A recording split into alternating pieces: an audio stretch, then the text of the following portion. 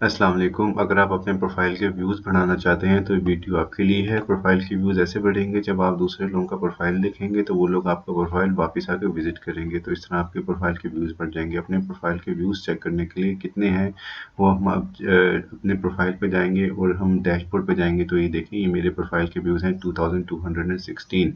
अब मैंने इसको इंक्रीज़ करना है, वो कैसे होगा? तो उसके लिए क्रोम की एक्सटेंशन है, आप लिख सकते हैं TUX duck soap Chrome extension. जैसे ही आप लिखेंगे तो ये एक्सटेंशन आ जाएगी, आपने इसको इंस्टॉल कर लेना है, या आप इस वीडियो की डिस्क्रिप्शन में भी लिंक मौजूद है, उसको कर सकते हैं। जैसे ही आप इसको इंस्टॉल करेंगे, मेरे पास ये पहले से ही इंस्टॉल है, ये देखिए मेरे पास इंस्टॉल है। अब हमने इसको यूज़ कैसे करना है? अब हम जाएंगे लिंक्डइन सर्च में।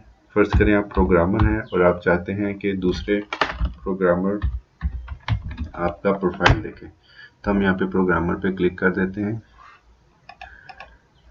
और उसके बाद हम पीपल पे क्लिक कर देते हैं। अब हम चाहते हैं कि दूसरे प्रोग्रामर आपका प्रोफाइल देखें ताकि आपको प्रोग्रामिंग की जॉब मिल सके।